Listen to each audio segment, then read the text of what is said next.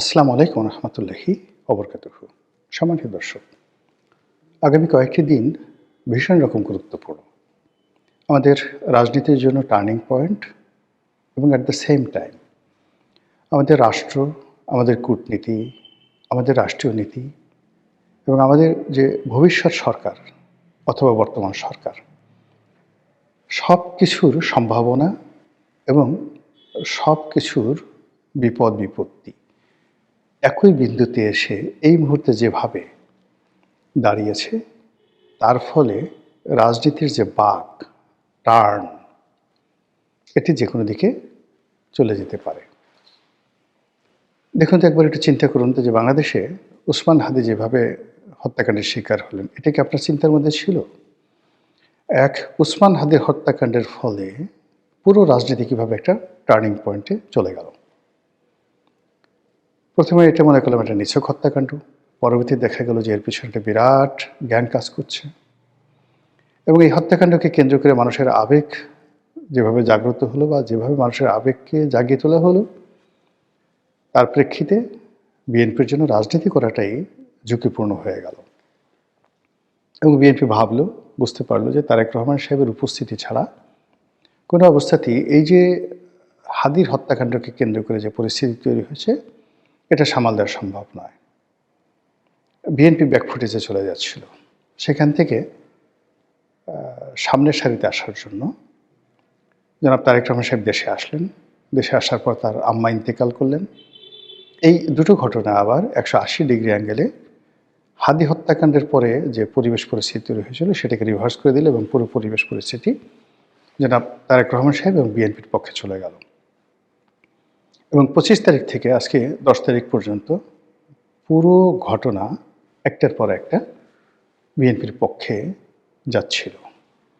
কিন্তু বিএনপির প্রতিপক্ষ যারা আছে তারা তো বসে নেই, তারা তাদের মতো সেই একটার পর একটা প্রোগ্রাম করে যাচ্ছে এবং তারা এই গত 17 মাসে যে দাবার চাল দিতে অভ্যস্ত হয়ে পড়েছে, তারা বিভিন্ন কৌশল অবলম্বন করে যেভাবে তারা একটার পর একটা সফলতার মুখ দেখেছে, যেভাবে গুপ্ত থেকে নিজের পরিচয় গোপন করে তারা আওয়ামী লীগের 12টা বাজিয়ে দিয়েছে, যেভাবে গুপ্ত থেকে তারা বিএনপির 12টা বাজিয়ে দিয়েছে, যেভাবে গুপ্ত থেকে ডক্টর মোহাম্মদ ইউনূসকে তারা পেট্রোনাইজ করে যাচ্ছে, যেভাবে গুপ্ত থেকে রাষ্ট্রের বিভিন্ন বিভাগ, অনুবিভাগ এবং রাষ্ট্রের বাইরে যে সকল শক্তিশালী চক্র রয়েছে তাদের সঙ্গে কোনো রকম পরিচয় প্রকাশ না করে কেবলই মাত্র গুপ্তভাবে তারা যে সংযোগ স্থাপন করছে এবং যে শক্তি তারা অর্জন করে ফেলেছে, আপনি যদি তুলনা করেন বিএনপির সঙ্গে কিংবা আওয়ামী লীগের সঙ্গে, সেই তুলনায় আওয়ামী লীগ এবং বিএনপির এই যে প্রতিপক্ষ রাজনৈতিক শক্তিটি, দক্ষিণপন্থী শক্তিটি, তাদের কাছে আওয়ামী লীগ বিএনপি রীতিমতো শিশু, অবোধ শিশু। তো এই যে এখন বিএনপি রাজনীতির ময়দানে 15 দিন ধরে তাদের যে দাপট, সেই দাপট নিয়ে জনাব তারেক রহমান সাহেব বগুড়া যাচ্ছিলেন। তো তিনি যদি বগুড়া যেতে পারতেন বা যেতেন, তার যাওয়ার দরকার ছিল না, প্রথমত তার যাওয়ার দরকার ছিল না, কিন্তু যেহেতু তিনি যাচ্ছেন বা যাওয়ার সিদ্ধান্ত নিয়েছেন, তখন এটাকে সেলিব্রেট করার জন্য ঢাকা থেকে বগুড়া পর্যন্ত যা কিছু হতো যাওয়া এবং আসার পথে, সেটা আগামী আরও 7 দিন পুরো পরিস্থিতি বিএনপির পক্ষে থাকতো এবং সবাই শুধু ইয়া বিএনপি, ইয়া বিএনপি, বিএনপি ছাড়া কিচ্ছু না, এই কথাই বলতো। রাস্তার দুই পাশে লক্ষ লক্ষ মানুষ, হাজার হাজার গেট, হাজার হাজার গাড়ির বহর, সব কিছু নিয়ে বিএনপি যে মহড়া দিত, ওই সমপর্যায়ের মহড়া বিএনপি যারা প্রতিপক্ষ তাদের দেওয়া তো সম্ভব ছিলই না, বরং ওই মহড়া যদি তাদের প্রতিপক্ষকে দেখতে হতো নিজের চোখ দিয়ে এবং ওই মহড়ার স্লোগানগুলো তাদের যদি নিজেদের কান দিয়ে শুনতে হতো, তো এটা যে তাদের জন্য কত কষ্টের ছিল, কত বেদনার ছিল, সেটা ভাষায় প্রকাশ করা যাবে না। ফলে তারা কি করলো, ছোট্ট একটা সুইচ চেপে দিল। No sound, no how, no cow, just পুশে সুইচ। সঙ্গে সঙ্গে বগুড়া যাওয়া বন্ধ হয়ে গেল। এখন তো বিএনপি যারা লোকজন হায় হায় এটা কেন হলো, ওটা কেন হলো। নির্বাচনের এই সময়টিতে নির্বাচনে বিধি ভঙ্গ করে জনাব তারেক রহমান সাহেব যদি যান, বগুড়াতে যান, তাহলে এটি নিয়ে মামলা হবে, আইনগত জটিলতা হবে। কাজে তিনি যেতে পারছেন না, নির্বাচন কমিশন নিষেধ করে দিয়েছে। ভালো কথা, তিনি আইন মান্য করছেন। কিন্তু এই সিদ্ধান্তটা যদি তিনি আগে নিতে পারতেন এবং যদি ঘটনা এইরকমই হবে তার যদি একটা ধারণা থাকতো, তাহলে এই বিব্রতকর পরিস্থিতি তৈরি হতো না। দ্বিতীয়ত, এখনও তিনি যে কাজকর্মগুলো করে যাচ্ছেন, বিএনপির যারা লোকজন আছেন তারা করাচ্ছেন বা তিনি করছেন, এগুলো প্রতিপক্ষকে যথেষ্ট সুযোগ করে দিচ্ছে। মানে this not the time for celebration. মানে একটা সিনেমা দেখছিলাম, হিন্দি সিনেমা, অসাধারণ একটা হিন্দি সিনেমা। সেটা হলো বিখ্যাত অভিনেতা নাসিরুদ্দিন শাহ। তো তার সাথে গণ্ডগোল একজন ভিলেনের। তো ভিলেনেরকে বেশ কয়েকবার আক্রমণ করেছে, মারধর করেছে নাসিরুদ্দিন শাহ। তো ভিলেন খুব রেগে গেছে এবং সে শেষ পর্যন্ত কী করলো, অনেক কসরত করে নাসিরুদ্দিন শাহের বেডরুমে ঢুকে গেল। তো বেডরুমে ঢুকে সেই নাসিরুদ্দিন শাহের সামনে পিস্তল উঠিয়ে 1 ঘন্টা গালাগালি করলো।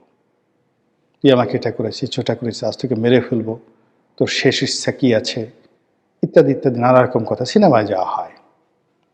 তো এরই একটা ফাঁকে নাসিরুদ্দিন শাহ, তার পাশে পিস্তল ছিল, সেই পিস্তল দিয়ে জাস্ট একটা শ্যুট করে ভিলেনকে মেরে ফেললো। তারপর শেষে ইংরেজিতে যেটা বললো, স্টুপিড, তুই যে সময়টাতে কথা বলছিলি সেটা আসলে কথা বলার সময় নয়, এটা হলো গুলি চালানোর সময়। তো তুই যে ভুল করেছিস আমি সেই ভুল করছি না বা করিনি, যার জন্য এনজয় ইওর টাইম, তুই মরে যা এবং কবরে গিয়ে তোর সময়টা উপভোগ কর। তো সেই ক্ষেত্রে বিএনপির জন্য এখন যে সময়টা, এই সময়টা আনুষ্ঠানিকতার সময় নয়, অপ্রয়োজনীয় কোনো সময় নয়। তার প্রত্যেকটা মুহূর্ত সে, অর্থাৎ তারেক রহমান সাহেব এবং তার নেতাকর্মীরা নির্বাচনের কর্মকাণ্ডে যত ব্যস্ত থাকবেন এবং তারেক রহমান সাহেব যতটা লোকচক্ষুর অন্তরালে থাকবেন, তানহাই থাকবেন, একাকী থাকবেন, তত তার জন্য ভালো হবে। কোনো অনাহত গেস্টকে তিনি সাক্ষাৎকার না দিয়ে বরং তার যে বিষয় দরকার, যাদের সাথে আলোচনা তার দরকার, যাদের বুদ্ধি দরকার, পরামর্শ দরকার, তো তাদের সঙ্গে তিনি কথা বলতে পারেন, তাদেরকে দাওয়াত দিতে পারেন। এমনকি কিছু কিছু জায়গা আছে তিনি নিজে গোপনে তাদের সঙ্গে গিয়ে দেখা করতে পারেন, আলোচনা করতে পারেন। এটা তার প্রধানমন্ত্রী হওয়ার পথে অনেক অনেক সাহায্য করবে। কিন্তু তিনি মঞ্চে বসে আছেন, অসংখ্য মানুষ আসছে, সবাই বক্তব্য দিচ্ছে, 4 ঘন্টা 5 ঘন্টা চলে যাচ্ছে। 5 স্টার হোটেলে তিনি বহু মানুষের সাথে হ্যান্ডশেক করছেন। ইট লুকস গুড, দেখতে খুব ভালো লাগে এবং এটা প্রয়োজন, তবে এখন নয়। যদি কেউ প্রধানমন্ত্রী হয়ে যায়, প্রধানমন্ত্রী হওয়ার পর আনুষ্ঠানিকতা করার জন্য, সময় কাটানোর জন্য, নিজের রয়্যালিটি দেখানোর জন্য এগুলো দরকার। কিন্তু এই মুহূর্তে এই জিনিসগুলো দরকার নেই। দ্বিতীয়ত, আল্লাহ না করুক, আসলে ক্ষমতা তো আল্লাহর হাতে। 1991 সালে আমরা শেখ হাসিনাকে দেখেছি যে তিনি এরকম আজকের তারেক রহমান সাহেবের মতো খুব, যাকে বলা হয়, সেলিব্রেট করছিলেন।